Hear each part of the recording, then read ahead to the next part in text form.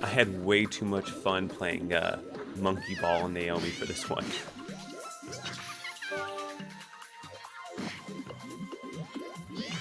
Rick Dangerous back at it again, saying this is going to be his final image. And you might be wondering, like, man, I can't keep track of all these images.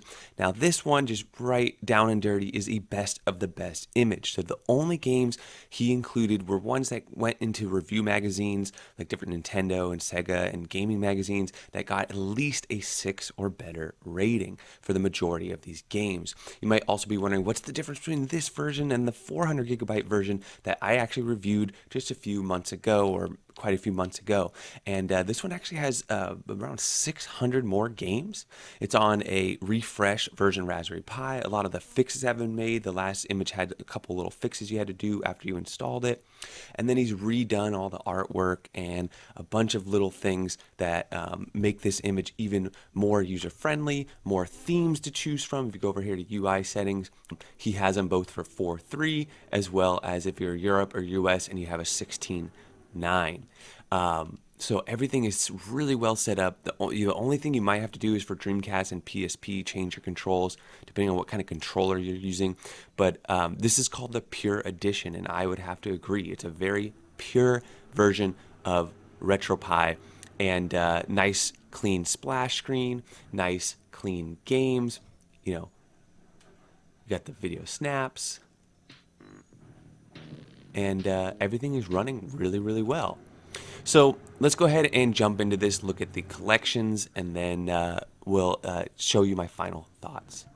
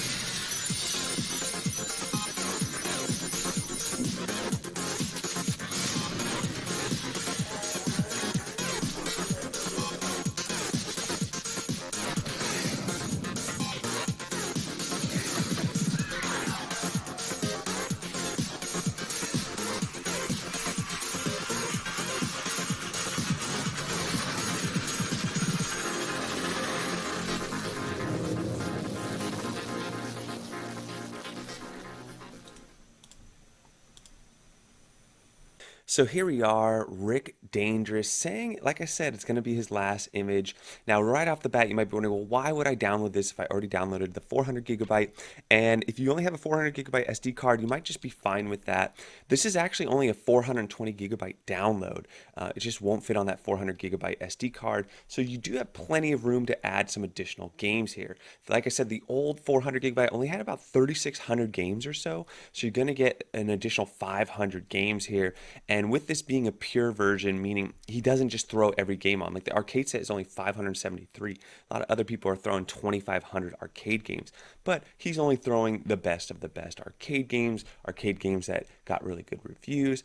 And as you can see here, everything has artwork. It's usually the arcade sets that don't have very good artwork, but as you got artwork, and then there's going to load a video snap. So for every single one of these 4,000 games, it's just the perfect experience. It's a fully built out image. He spent over 2 years. I think it's cumulatively going up to 3 years now with Rick Dangerous building images. So back to the question of why should I download this one? The additional 500 games, the additional fixes, and especially for you guys and gals out there that just don't want to deal with updating.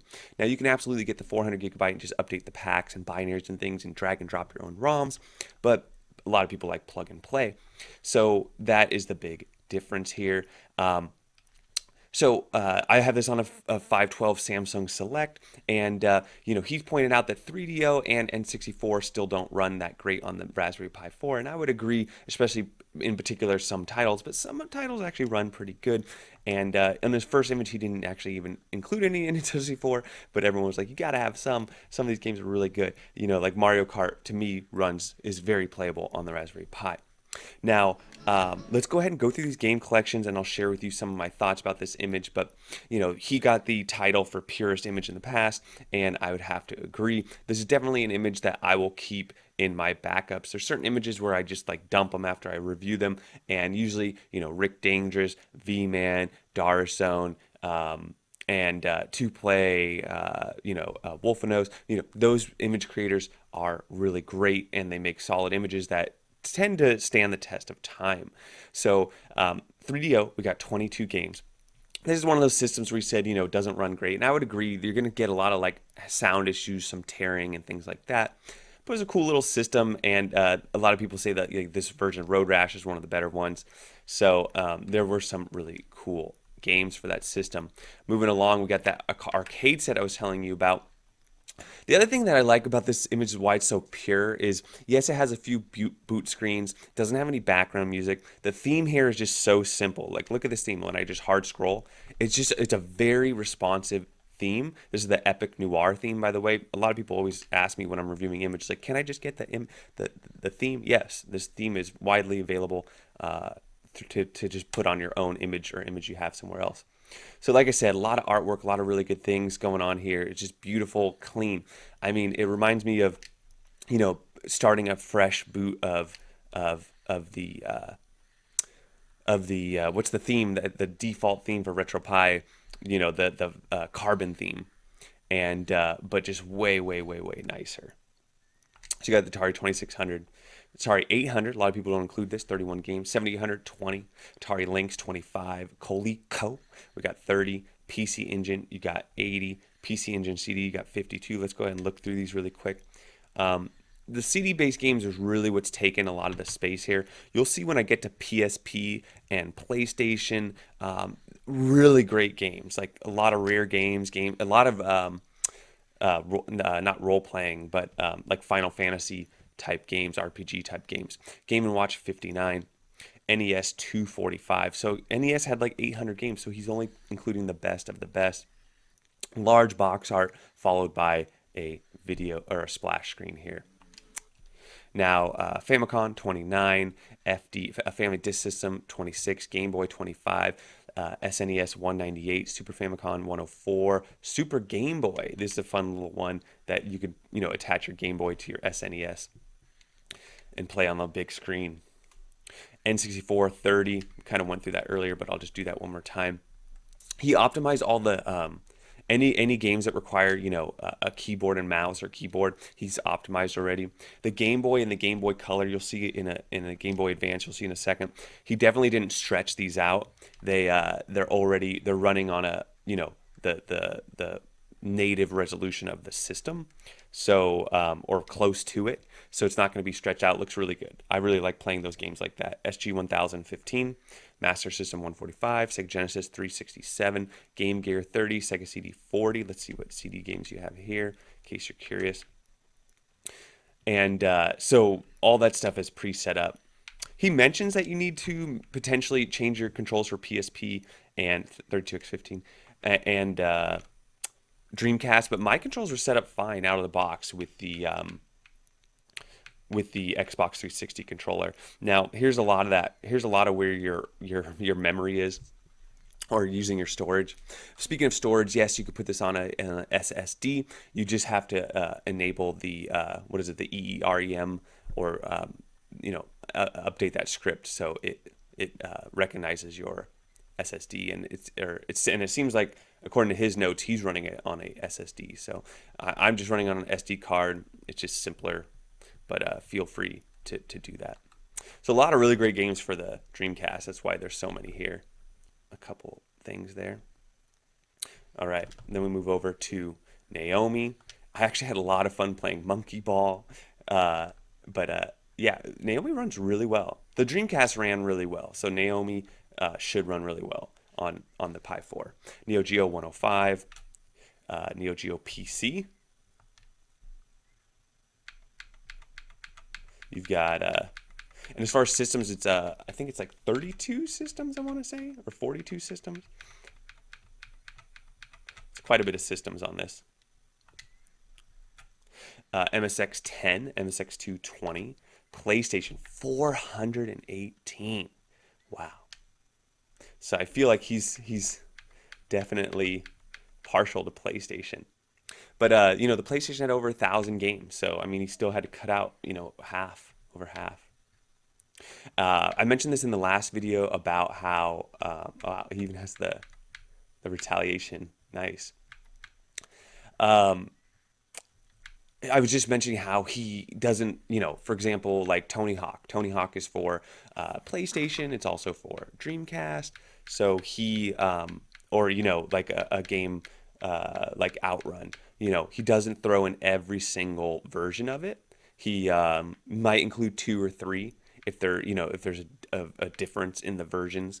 But he's not just going to dump every single version of that game. You're going to see once we get done with the consoles here and all the games that there is going to be collections at the end. I might turn off the collections if it was my image, just because it's a really large menu system with the collections on. But I can totally see the appeal of the collections.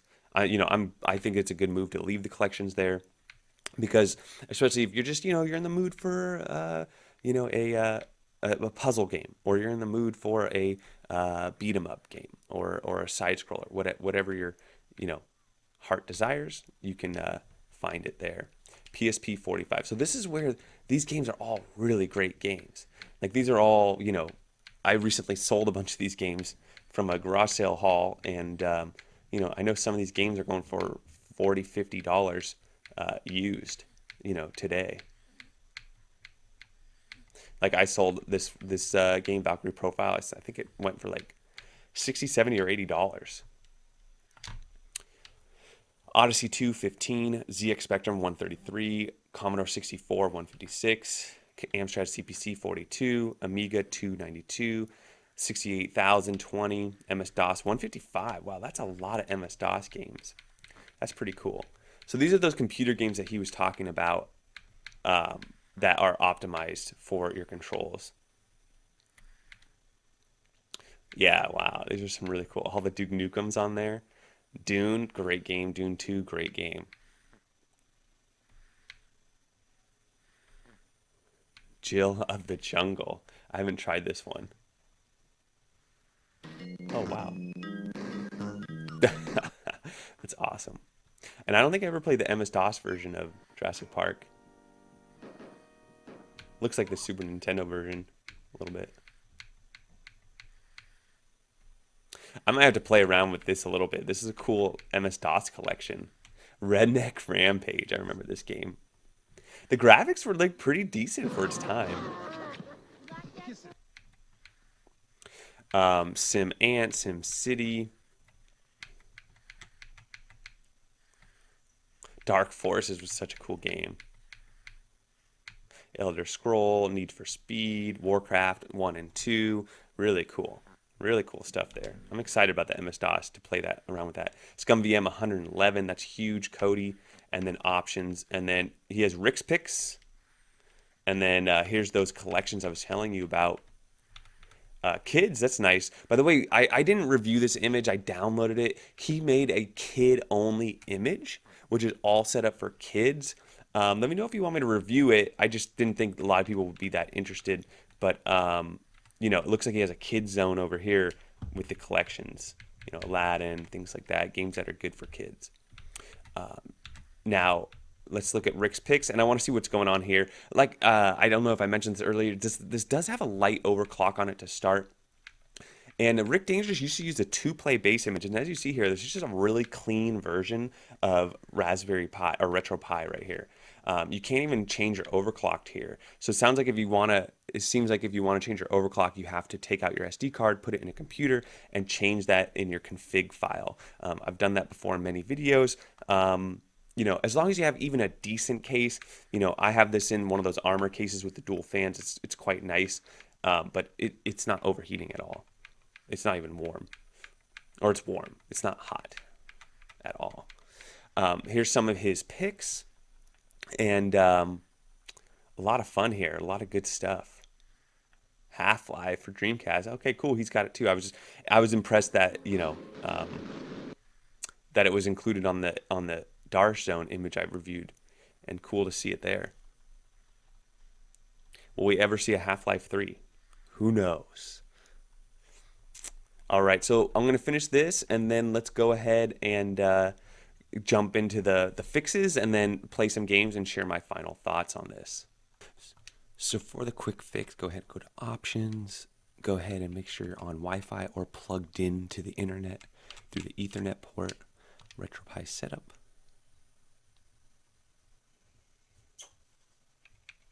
Update Retropie scripts, yes.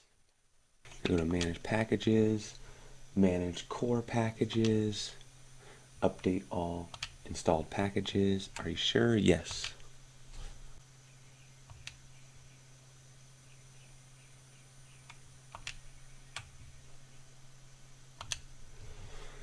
Next one, we're going to go from core to main packages, and then we want to go ahead and go down to the Genesis Plus GX.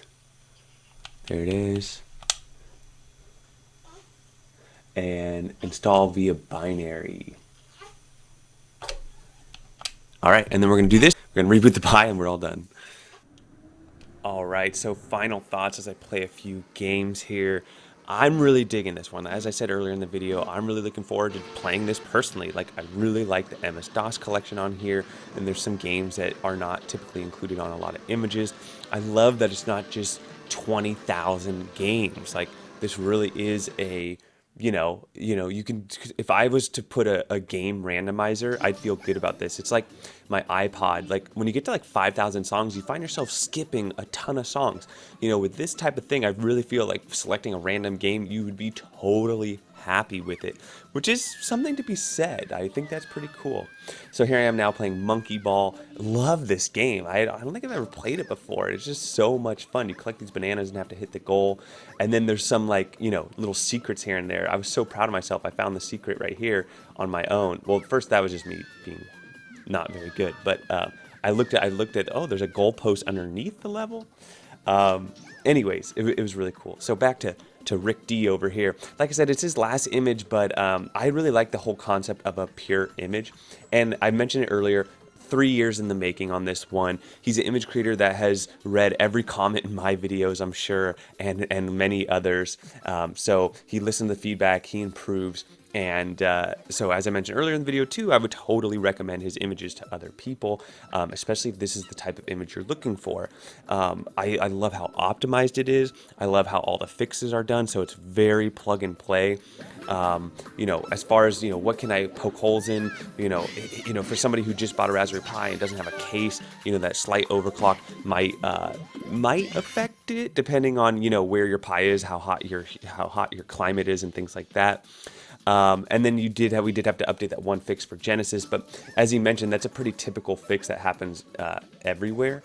But that's about it. If you're looking for a pure image, I can't really knock it for that. You might want the best of the best, all the games, 20,000 games, 50 systems.